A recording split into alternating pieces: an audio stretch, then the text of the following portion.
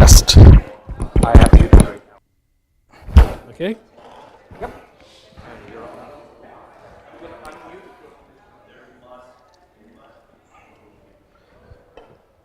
So we'll do a last call on drinks before we get started.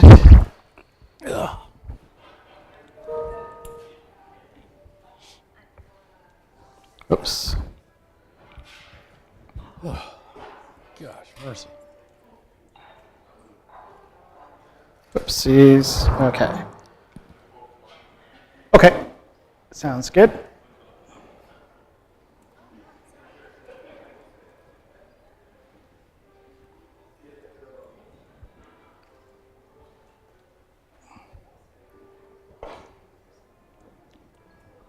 Uh-oh. My phone died.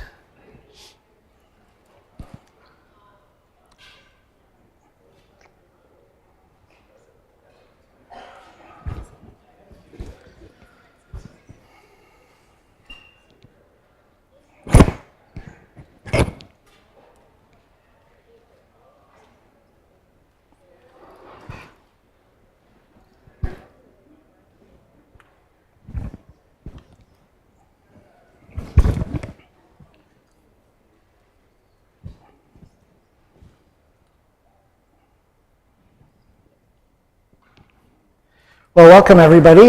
We are very pleased that you were able to make it out tonight despite the traffic and the weather congestion that was with us today. I went to pick up Dr. Graves this evening from the hotel, and from here to Bloor Street it took me 25 minutes to get there.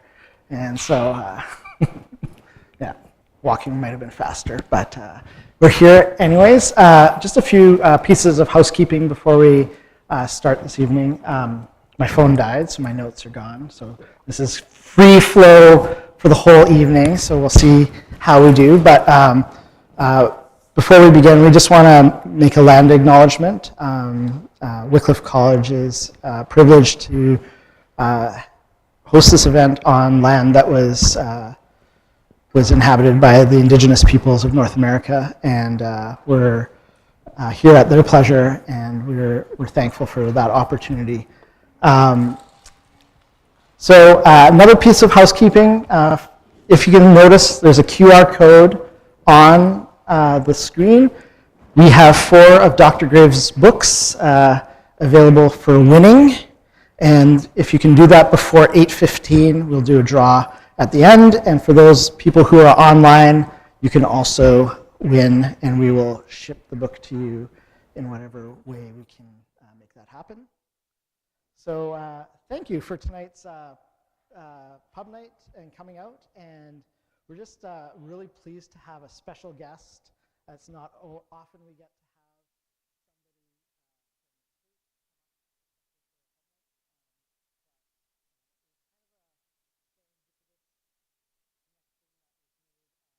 Wycliffe College received a grant last year from the American Academy for the Advancement of Science as part of their Science for Seminaries program. And in that program, one of the things that we were required to do was go to a conference 2 summers ago, right? Yeah, so that would have been 2021. And in that conference, they had brought a lot of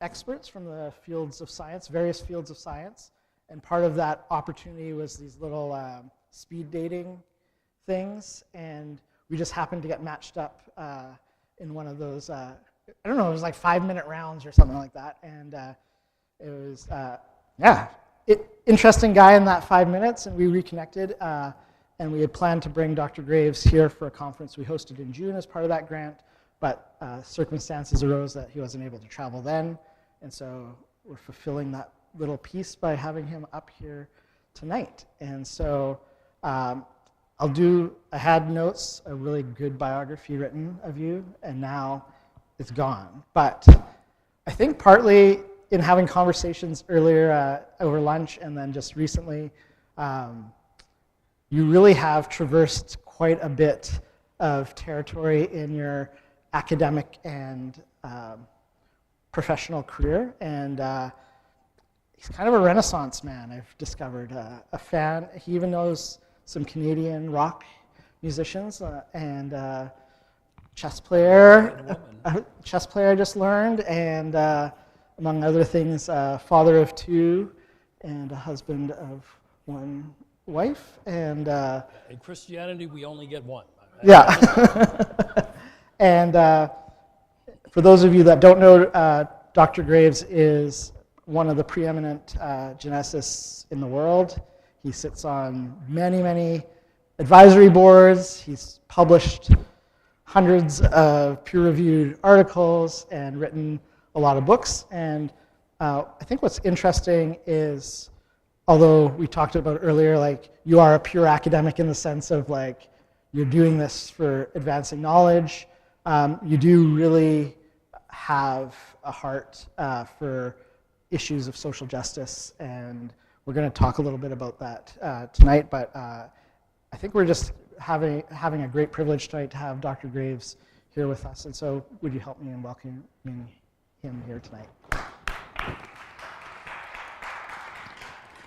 And so, a little bit about tonight's evening. We're going to have a little bit of a conversation, but then we're going to open up the rest of the night to Q&A. And once we finish kind of the formal part of the night, feel free to stick around, have conversations, and we hope you have a great evening tonight. So thank you. So what I want to do maybe is, since I butchered your bio by not having it here, and you can be a little bit, don't be self-deprecating too much, but like, why don't you just share a little bit about your life's journey and kind of your background, what you do in a day-to-day work, and why some of these issues have, grabbed your passions and your interest. Okay, so thank you, Steve, for the gracious invitation to be here, and for keeping the introduction of me short, because if you think it's far more important to engage with the audience, if you really want to know, who I am and what I'm about, how I think, than for me to tell you a bunch of stuff and committees that I've served on. But here's the basics. I grew up the child of African American parents living during what I call violent Jim Crow in the United States.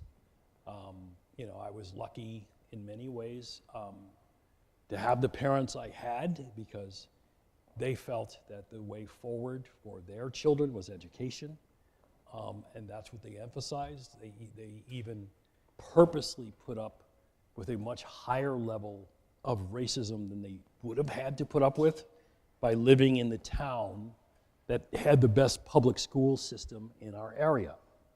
And so, the details of how I excelled in school are in my new book, A Voice in the Wilderness.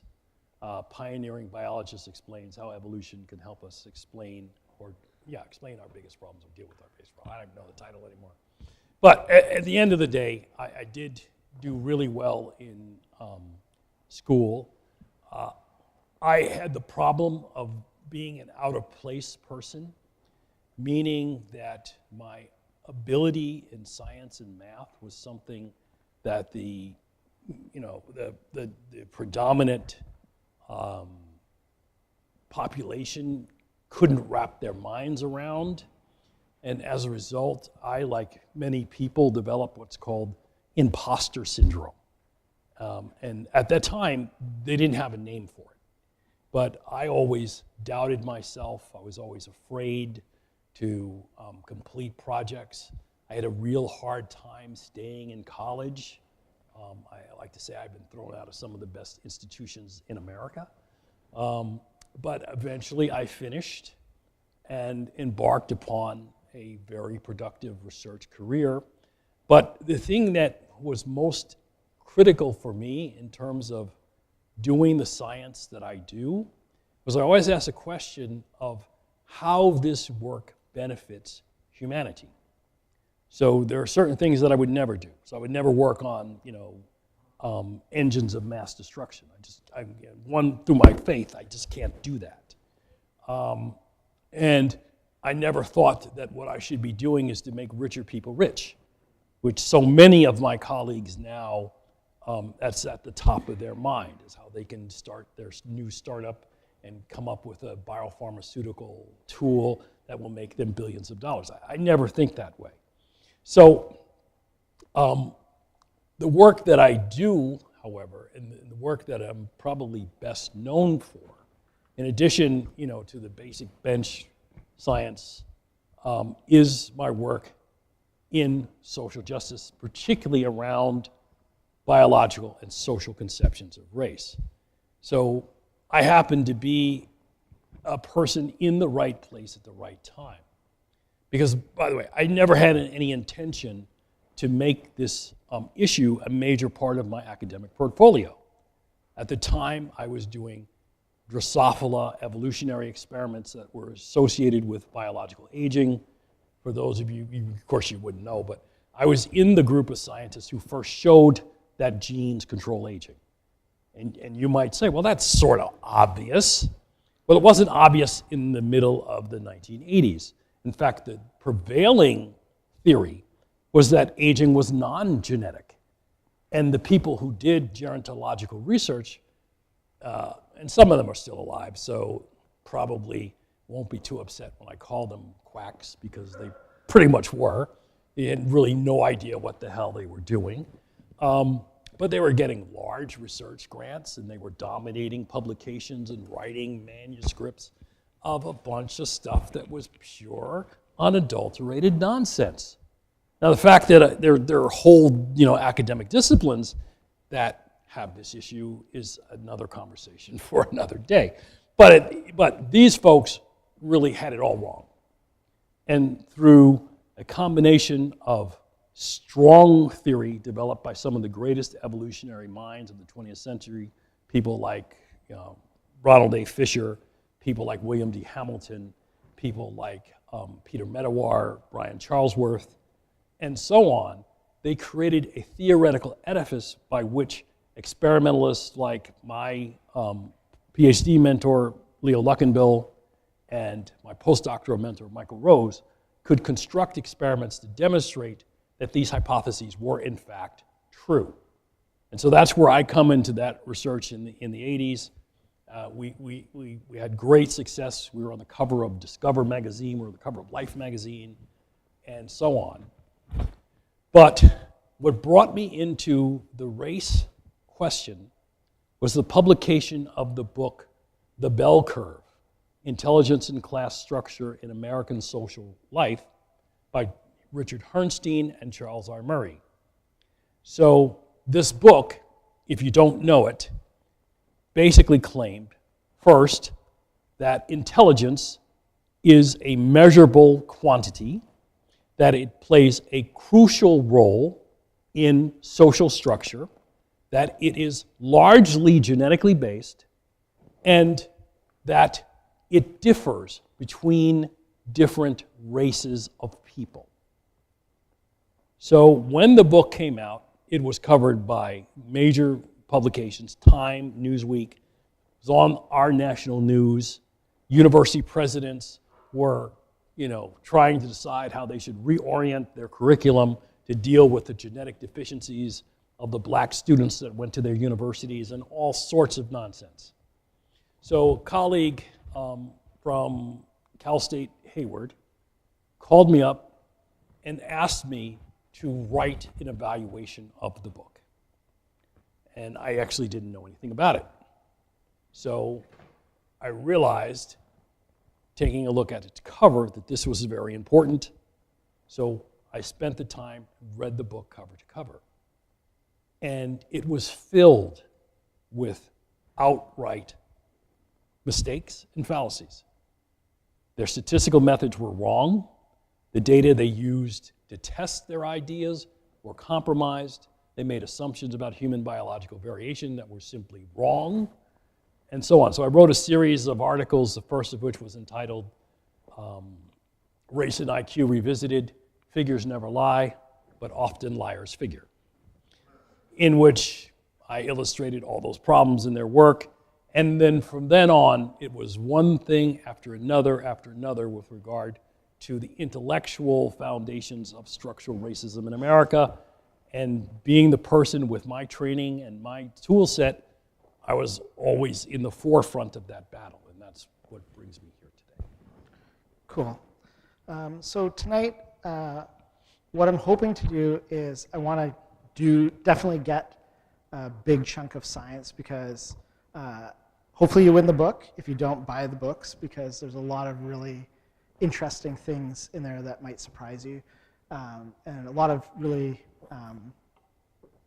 we'll get into a little bit of that, but some really foundational truths, I guess, scientific truths that may help shape our understanding of issues such as race. But also, I want to get into some of, like, as a church, what can we do about it, and what should we do? How should we orient ourselves to scientific knowledge and advancement, and how can we better engage that way in order to make kind of the mission of the church more effective and fulfilling? And so, let's dig into the science a little bit, and let's do it maybe in a little bit of a fun way. And how many people in this room maybe have a science background, so we can just get a gauge? A college, you've taken 5 or more courses at college in the sciences. Okay, mostly non-science. Okay, so we're gonna do some Bio 101 and Genetics 201, and what would be some of the popular misconceptions scientifically that you would think that people would be surprised to learn if knowing kind of some of the genetics or the biology behind things? So what would be some of these kind of... All right, so when I speak about these common misconceptions, you should be aware that I've been involved in scholarly work that's actually measured the degree to which these misconceptions exist in the American population. So in a new book that just came out called Critical Approaches to Religion and Science, I have a chapter called Out of Africa, Where Faith, Race, and Science Collide. So through the Genomics, Race, and Identity Center at Duke University, we did a national survey of what Americans thought about race. Now, there were over 3,000 participants who differed by their self-described race, and we found that the vast majority of people in that survey thought that humans did have biological races. Now, I don't know what the percentage is in Canada, but I have to believe from my own interactions with Canadian medical associations that that's true in Canada too, because those folks include medical practitioners. So over the last 2 years, I and my colleague, Dr. Andra Dayrup from the Department of Pathology at Duke University, have been giving a series of grand round lectures at America's top medical schools, and the physicians there all think that humans have biological races. So that's misconception number 1, that human beings have biological races, and that those biological races roughly coincide with the socially defined groups that are called races in American society. Now, one of the things I want to explain to you about social definitions of race is that they are culturally and historically contingent. So what I tell you about social definitions of race in the United States are not going to be exactly the way that would operate in Canada, or in Mexico, or in Puerto Rico, or in Brazil. But that same misconception underlies all of these social conceptions, despite the fact that they manifest differently in different places. So, misconception 1, biological races exist. Okay. Misconception 2, that they roughly coincide with the socially defined groups within our society.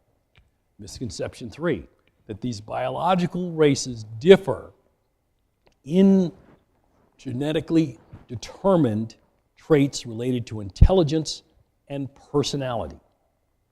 Okay, so that's widely held belief in the United States. misconception, is that 3 or 4? You're at 3, but now we're on Misconception 4, that in addition, those biological races differ with regard to genetic predisposition for specific diseases.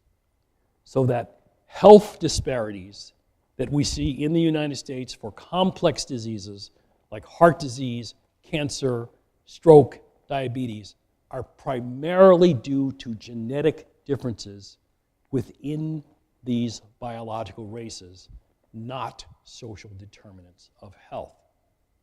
Okay, so those are the big 4, and I'm sure other subsidiary misconceptions coincide with them, and during question and answer, I'm sure we'll touch on them, but those are the big 4.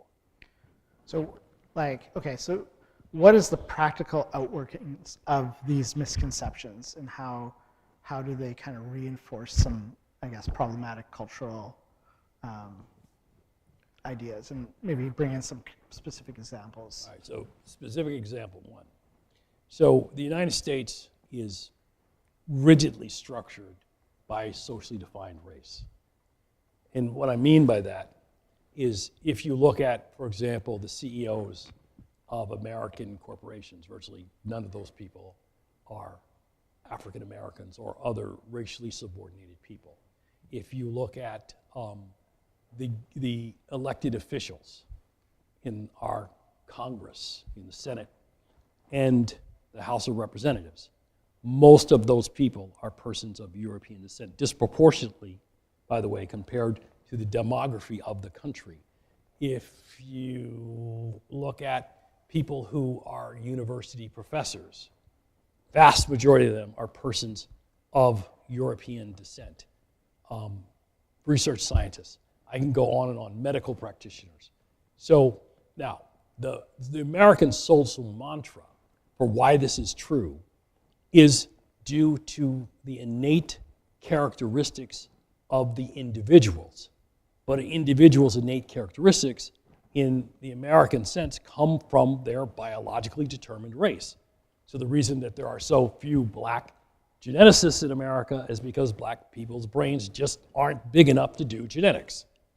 Okay, the reason there aren't that many black brain surgeons in America is that our brains aren't big enough to do genetics. Okay, the reason more African Americans are incarcerated, and before I go on, I have to give you a sense of what the incarceration profile looks like in the United States. So during the height of Jim Crow, which was legalized racial segregation in the United States, the ratio of African Americans imprisoned to European Americans was 3.1 to 1. Now, given a society which was essentially the same as the apartheid society in South Africa, and by the way, the South Africans learned apartheid from the United States, not vice versa. You would say 3 to 1, that makes sense. The laws are designed to put African Americans in jail. But after the end of Jim Crow and the passage of the Civil Rights Act, the ratio went to 4.1 to 1. By the time I was a graduate student, it was 6.1 to 1. By the time I finished my degree, it was 7.3 to 1, and that was in 1988. And those numbers are pretty much held. So in the United States, and by the way, sociologists have shown that African Americans do not commit more crimes than European Americans do. So it's not a case of all these African American criminals running around and therefore ending up in prison. No drug use is not higher. Violent crimes is not higher. Okay, certainly white collar crime isn't higher. But yet more African Americans are incarcerated in the United States by a ratio of 7.1 to 1. They would argue because African Americans are genetically predisposed to criminal behavior. So these are examples of real world implementations of this racial thinking. Another really good example of that was in medicine, where medical students at one of America's premier medical schools were asked certain things about human biological variation. They thought that black skin was thicker than white skin. they thought that blacks aged more slowly than whites, even though it's, health disparity and early death is well known for black Americans, right? They still thought that we aged more slowly than whites. But most insidiously, they thought that African American or black nerve endings were less sensitive than white nerve endings. Therefore, what they found in medical practice was not prescribing pain medication to African American patients with the same level of pain as European American patients. So this is where these kinds of racial misconceptions take you. On the aging thing, one thing that you mentioned at lunch that was just really, yeah, I think so, that was shocking. It's more of a personal statistic. You had said, like, you're the only male from your kindergarten class that's still alive. Yes. And the only one that didn't go to prison. Wow. I like, for me, that kind of hit home a little bit. And I don't know, like, for you, when you reflect on that, like, how does that shape, some of your work, and what are some of the kind of the personal implications for something like that as you reflect on that? So I was raised, I came into adulthood during the height of the civil rights movement and the Black Power movement in the United States. So I watched on television the deaths of the Reverend Martin Luther King Jr., Malcolm X, Medgar Evers, okay, unnamed, civil rights activists that didn't make television.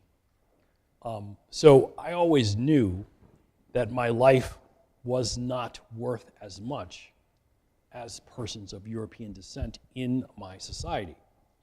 Furthermore, I always knew that there was a penalty associated with standing up to structural racism. I always knew that. And for the longest time, I tried to stay away from standing up. In part because, as I said, I had imposter syndrome, so I believed that the problem wasn't the society, the problem was me. There was something wrong with me. And while I was in that mindset, I really couldn't progress in a scientific career. And so it was one of these epiphanies. Literally, I remember the day I was getting ready to go off to class at graduate school at the University of Michigan, and I looked in the mirror, and up until that time, I had been unable to look at myself in the mirror because I was so used to looking down, okay? And I couldn't face myself. And so on that day, when I finally summoned the courage to look myself in the eye and say, what the F are you doing with your life? And when I made a commitment, and at that moment, I was okay with my own death because I knew that's what could happen to me if I stood against Americans' injustice. And that was the day that changed my entire trajectory. Because when you read in Voice, you will note the chapter when I'm a grad student at Michigan, and the headlines in the Michigan Daily, which was a student newspaper, of all the demonstrations I was involved in and all the organizations I was starting. At one point, the Michigan Daily said this. It said, referring to me, this self-styled Marxist-Leninist is the most dangerous man on campus. End quote. I was in the car by myself with you. Hey, what could I say? Yeah. But that's what, and by the way, I flunked out of Michigan because I spent too much of my time engaged in the Black Action movement, which actually believe it or not, this is 1981, 82. There were so few black faculty at the University of Michigan, you could count them. And as a result of the second Black Action movement, the first Black Action movement was about 5 or 6 years before us, and they were the ones that brought black students to the University of Michigan who weren't just football players and basketball players. And by the way, that was something that occurred across, America's major state universities. Their integration started with sports, with people playing basketball and football, not in the classrooms.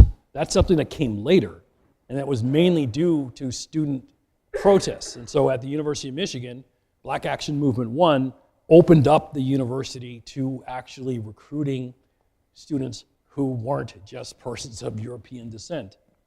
Black Action Movement 2, which was led by me and another of my colleagues, who's now a professor of economics at UMass, Dr. Patrick Mason, brought more faculty, to the University of Michigan. But that cost me my time there. I mean, literally, the moment my GPA dropped below 3, like 2.99, I got a letter from the graduate school. Dear Mr. Graves, you're no longer a student at the University of Michigan. See ya. So I walked off into the wilderness, because before you can be a voice in it, you've got to be lost in it, and got involved in labor organizing in Detroit, standing up against the Klan, and stuff like that, and eventually decided to go back and finish my PhD. Yeah, I think that gives us a good understanding and context for why, this has been an important part of your life. I wonder if you'd be willing to speculate on,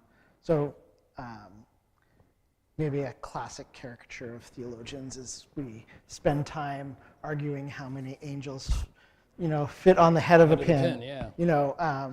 And I use that kind of to maybe illustrate that, sometimes we can be engaged in very abstract ideas and thinking, and often people who have certain advantages and privileges, have the luxury to do so. I guess, what would you say, about that type of endeavor, and why don't people often take the time or effort to kind of understand some of these other issues, that don't maybe necessarily affect them, or maybe they're, they gain advantage from them. And what would you kind of say to kind of your typical Christian that's not involved in some of these important social issues? The first thing I would say is that those Christians really know little about the history of Christianity. I mean, the movement that Jesus started, was in opposition to empire. So a good colleague of mine, C. Wes Daniels, a professor of theology at Guilford College, has written a book about the book of Revelation in the context of resistance to empire, because people read it like, Left Behind, sort of analysis, but that's not what it was about at all. It was about how the obligation of Christianity is to be in opposition to empire. And so if you don't have that perspective, and another good book that I'm sure many of you guys know much more theology than I do, but one of my favorite books is a book entitled How to Become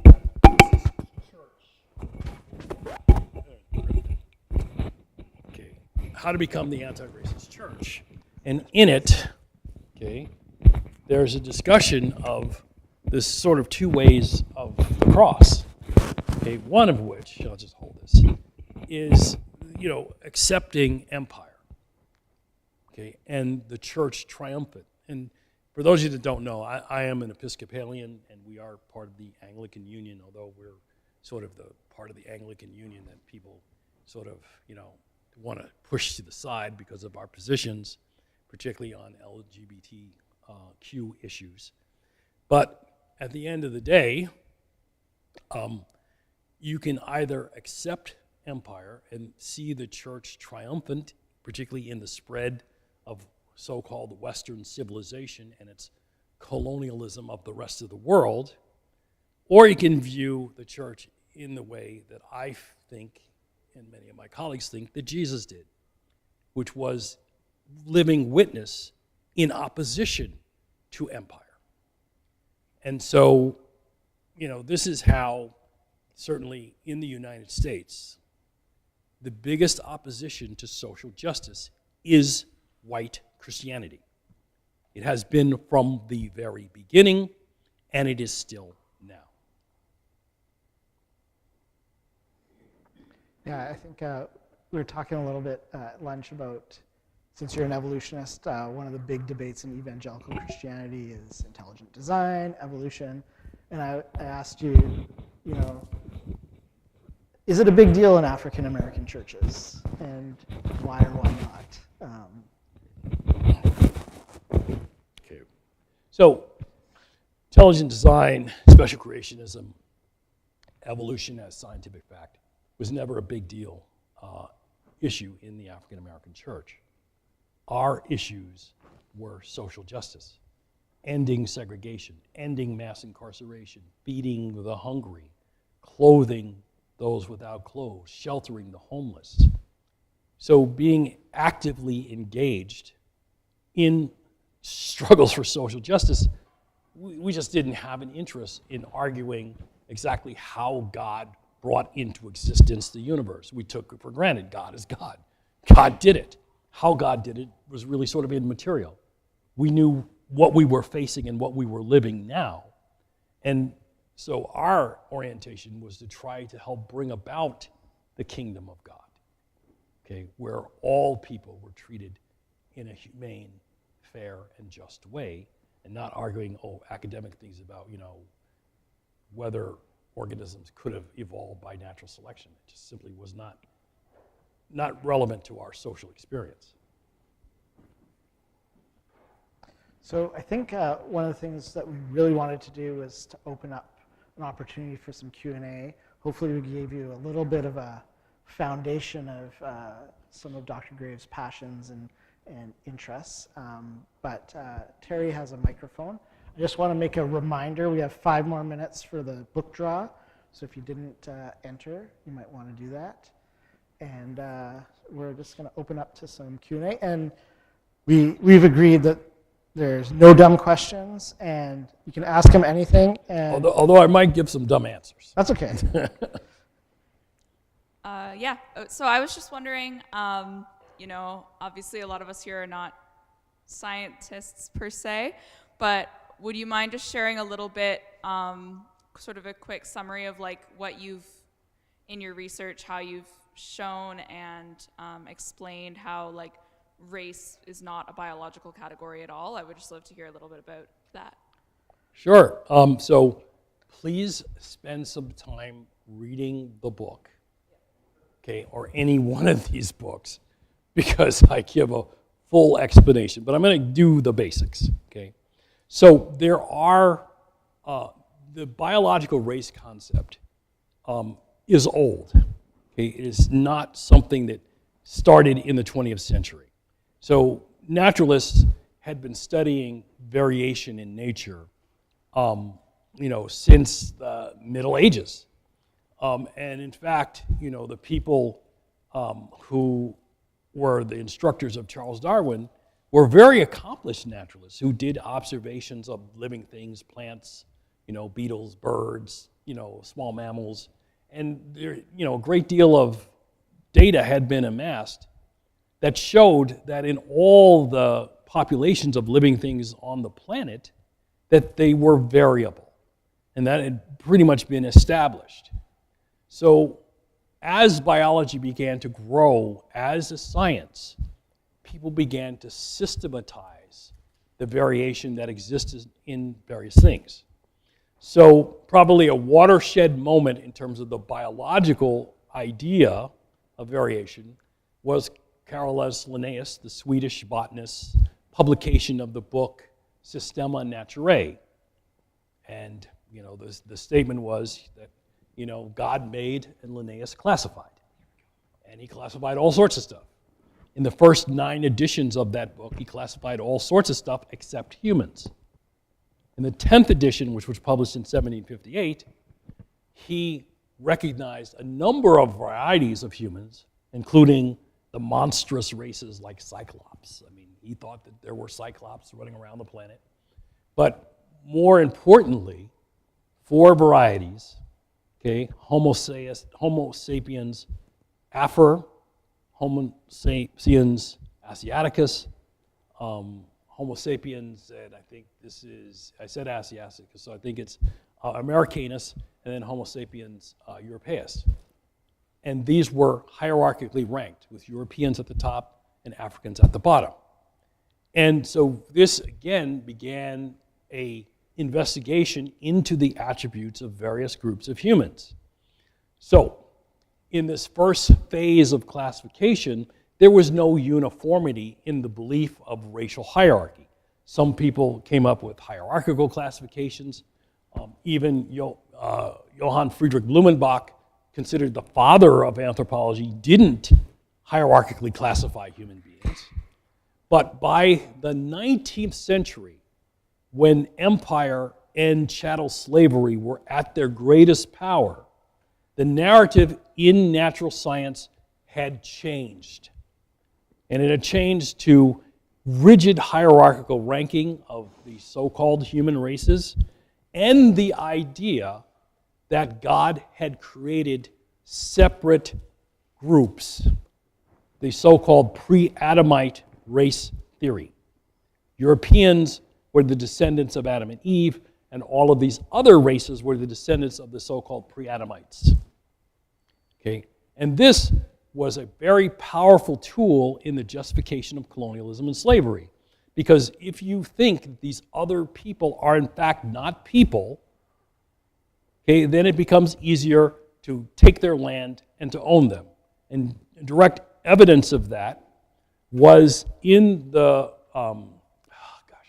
Dred Scott case of 1857, in which Dred Scott was an enslaved person who was taken by his master to Wisconsin. Wisconsin was a free state, and so he was free, married, had a profession, had a family, and then the master wanted to go back to Missouri, which was a slave state. He argued that Dred Scott was his property and that he needed to go back with him into slavery into Missouri. Dred Scott sued for his freedom. He won in the local court. He won in the district court. But the case went to the U.S. Supreme Court. And in the Supreme Court, the vote was 4-3, re-enslaving Dred Scott. No surprise, the 4 justices from slave-holding states were the ones who voted for Dred Scott to be re-enslaved. Chief Justice Roger Taney said in his decision, and I quote, "The Negro has no rights which a white man is bound to respect." That Dred Scott was no different from cattle or furniture. He based this decision on the science of the leading American naturalists, that's the son, Louis Agassiz, Samuel Morton, Josiah Nott, and the Englishman George R. Gibbs. So he was arguing the non-humanity of Africans based upon the science. The next step in this biological race classification comes after the publication of On the Origin of Species. Those of you that have read the first edition, you might have noticed that Darwin did not discuss humans in the first edition. That was intentional because he was at odds with Agassiz over whether the human species was one species or multiple species. And he simply didn't want to overturn the existing idea. And in fact, he writes in his notes that Agassiz would throw a boulder at him if he contradicted him on that point. So this answer's going way too long. But so 30 years later, actually 40 years later, we have the unification of Mendelian genetics and natural selection theory. This is called the neo-Darwinian synthesis. This is the first time that we actually have a scientific tool that can allow us to accurately examine population genetic variation in any species. And it was when those tools were applied to various species, it became really clear that our species, anatomically modern humans, did not have biological races. And so I'll jump to the end. The two criteria which are used in modern biology for identifying biological races has to do with, first, the amount of genetic variation within groups versus the amount of genetic variation between them. If the amount of genetic variation within groups is bigger than the amount of genetic variation between them, then they're not really groups. This is an elementary statistical fact. So that was measured in humans, and that's exactly what we found. Variation within, variation between it. And by the way, these distances are about a correct estimate. It's about 6 to 1. 6 times the variation within than between. Then the second criterion comes a little later in the 20th century after the development of phylogenetic methods to determine whether any group can be considered a unique evolutionary lineage. Meaning that, the rest of the species is all over here, but then there's this one group that's over here and has very little gene flow with the rest of the groups in the species. You could call that a biological race. And again, we've looked at human phylogenetic trees from a variety of methods, and we don't see that. There are no unique evolutionary lineages in humans. And if you were going to claim any one of them was unique, it would be the Kung people in southern Africa. And so your two races would be the Kung and then everybody else, which is really not a very useful scheme of biological classification. You were talking about a fun fact earlier, which I think people would find interesting about diversity of people. So you were saying taking one random person, I'll let you do it. You do a better job. Yeah, so with next generation sequencing, which begins in the second decade of the 21st century, we were able to sequence the genomes of people all over the world, which, again, couldn't do like when I was a grad student. So, and what did we find? We found that all living people share 99.9% of their genome in common. It means everybody in this audience, randomly chosen with anybody else in this audience, shares 99.9% of their genome in common. Now, before you start saying, wow, that's amazing, 3.3 billion nucleotides times 0.999, and you have 300 million nucleotides which allow you to be a unique individual. So there's enough genetic variation for everyone in this room to be a unique person. But not enough to classify you into biological races. So one way to illustrate that is if I chose two people at random from Europe, one person from Europe, one person from Africa, and then one person from one part of Africa and a second person from another part of Africa. So the question I'm going to ask you is which pair would share more genetic variation in common? The two Africans or the African and the European? What do you think? What does your intuition tell you? Let's do a vote. How many people think that the two Africans share more in common? We kind of set it up, but okay, a couple of people. How many think that the African and European share more in common? How many people have no way of figuring this out? Okay, so that's a fair. So it turns out that the African and the European, on average, share more of their genome in common than two randomly chosen Africans. And the reason for that is because the vast majority of human genetic variation that exists on this planet is on the continent of Africa. And that is because we as a species lived there the longest and therefore accumulated most of our genetic variation while we lived in Africa. When people began to migrate around the globe around 100,000 years ago, that migration was mainly through the loss of genetic variation, not the addition of it. Okay? And so, everyone in this audience is fundamentally an African. The only difference is when your ancestors left Africa. That's all. You're all Africans with different phenotypic traits. And again, another fun fact. So one of the phenotypic traits, physical traits, that is used and has been used to distinguish race is skin color. Okay? So the first question I'm going to ask you is, how many genes out of the 19,000, so we have 19,000 protein coding genes in our genome, how many genes determine skin color? I'm going to give you a range of numbers, and you raise your hand when you hear a number that you think is right. Okay, 500 genes, 100 genes,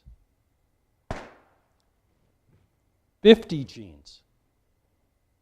Okay, one person for 50. 10 genes, 5 genes. The fives have it. 5. Do the math. 5 divided by 19,000. It's sort of like this. Okay, I'm a used car dealer. You come onto my lot. I have 2 pristine condition Cadillacs. One of them has a white coat of paint. Exact same model year, exact same specifications. The other one has a black coat of paint. The sticker price on the white one is $50,000. The sticker price on the black one is $35,000. How many of you are going to buy the white Cadillac, even though it's the exact same car as the black one? Well, you're not Americans.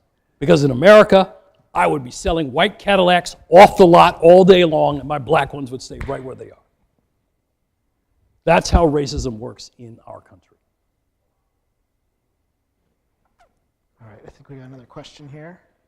You mentioned the threat of white Christianity in America. I wonder if you could expand on that, whether that's like a theological position that it holds or a social position, and even if what antagonism you have experienced in your research from that category of America.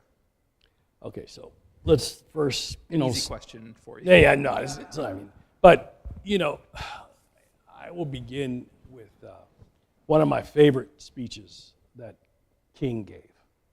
Okay, and it was from his letter from Birmingham jail. So if you've read it, then you know that King talks about how European Christianity or European American Christianity was practicing what he called an otherworldly Christianity, where they focused on salvation in the abstract.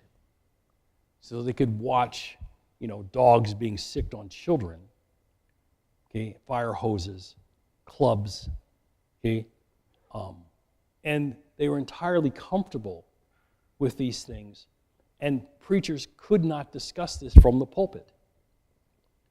Okay? You couldn't discuss what was going on from the pulpit about what was happening in American society, because the vestries would tell you that, this is not something we should be talking about in church. Yeah, the world is an evil place, but that's not our job. See, our Christian experience was very different because we were the victims of these atrocities. And so our primary organizing force was our churches. I mean, it's no coincidence that during Reconstruction, okay, a typical tactic of the former Confederates was to burn down black churches. In 1 year, every black church in the city of Dallas was burned to the ground. During the Civil Rights Movement, churches were bombed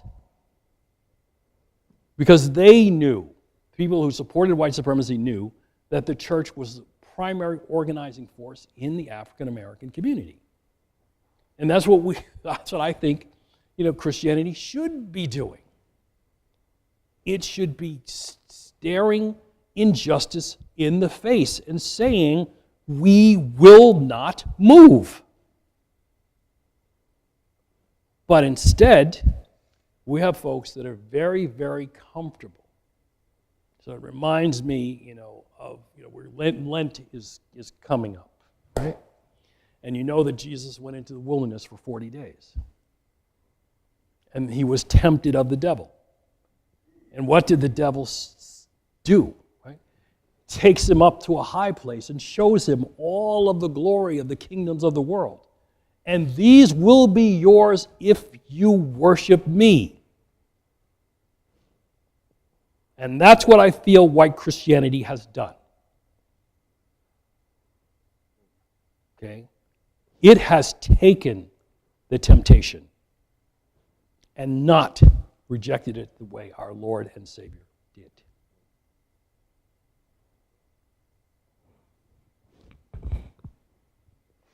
Can I have an amen? Amen.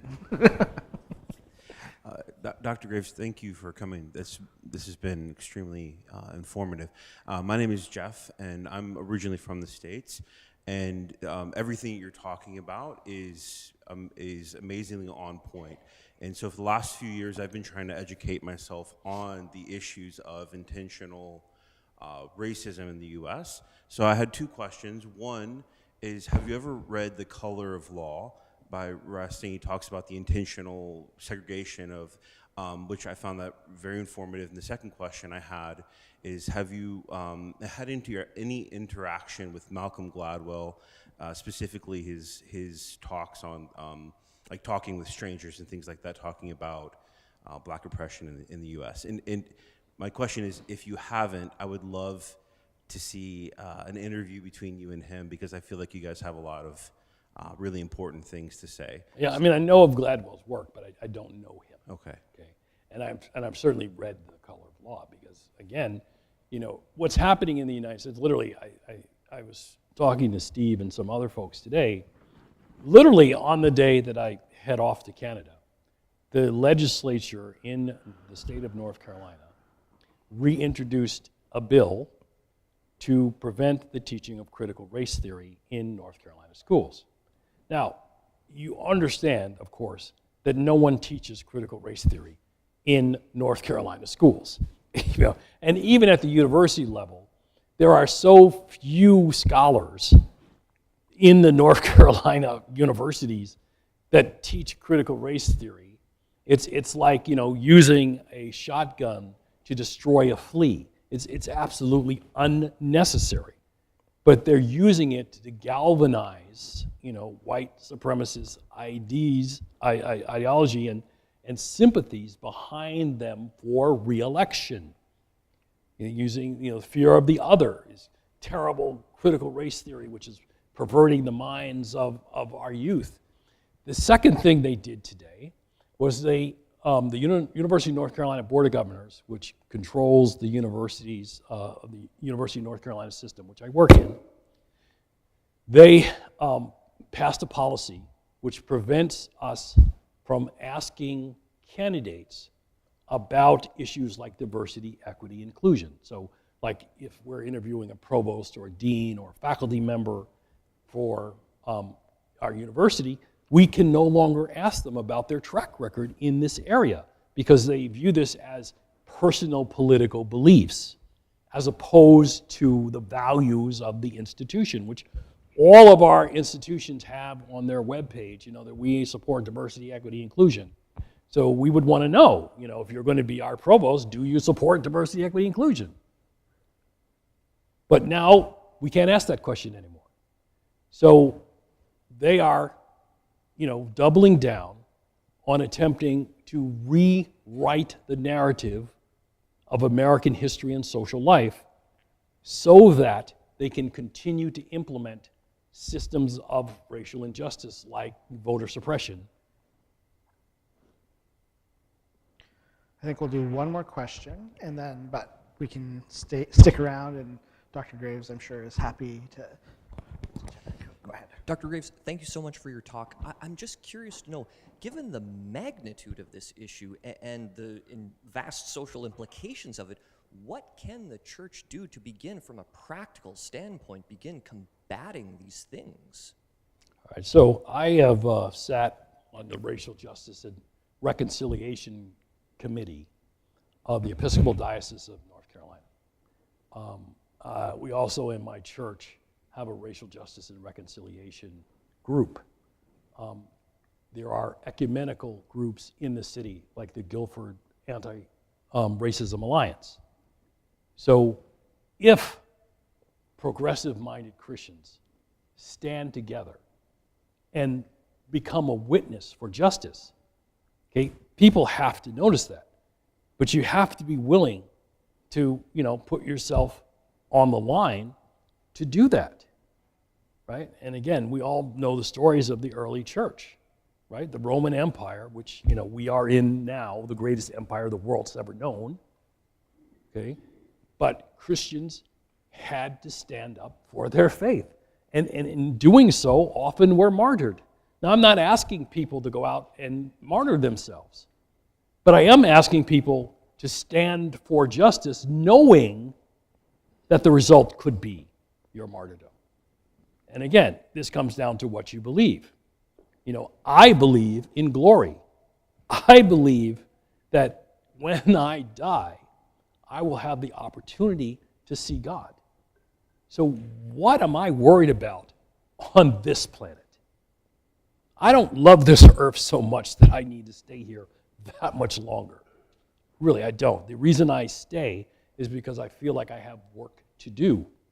But, if I get called home any moment, okay, that will be a celebration. And again, in the African American church, we talk about, people talk about funerals, we talk about going home celebrations. And I charge you to read some of the sermons of James Weldon Johnson, the minister who was the author of Lift Every Voice and Sing. Okay, and those sermons talk about, the end of life for us is a celebration. Okay, our spirituals were celebrations. Okay, so that's what it takes. Being a Christian is hard. Okay, being a sort of halfway Christian, well, that's easy. But following the way of the cross, that is difficult. So I thank you for your attention to my comments tonight. So thank you very much, everybody.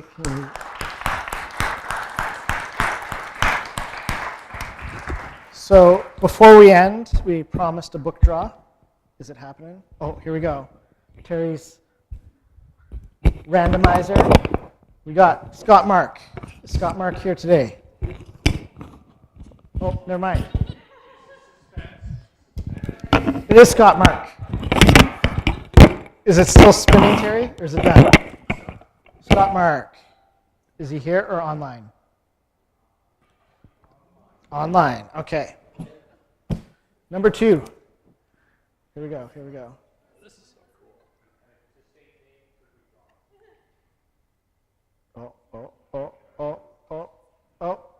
Oh. The suspense is killing. Ellen. All right, there you are. Okay, the new book, Voice in the Wilderness.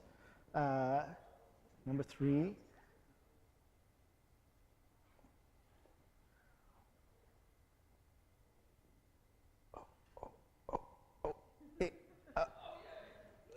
Glenn Taylor. Thank you. And the final one.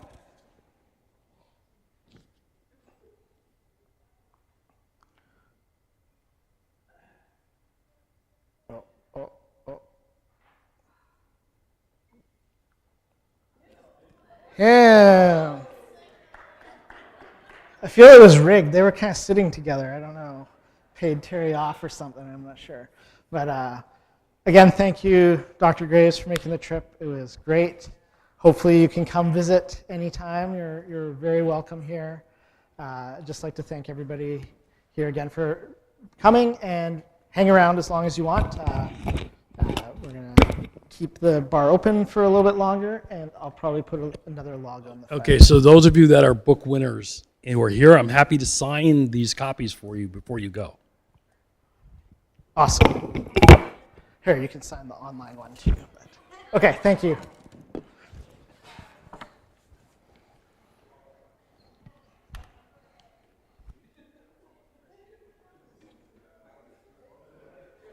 Dr. Graves, this is our principal, Stephen Andrews. Dr. Graves, I'm Stephen Andrews. Thank you very much. Thank you. Please tell me your question. Ellen.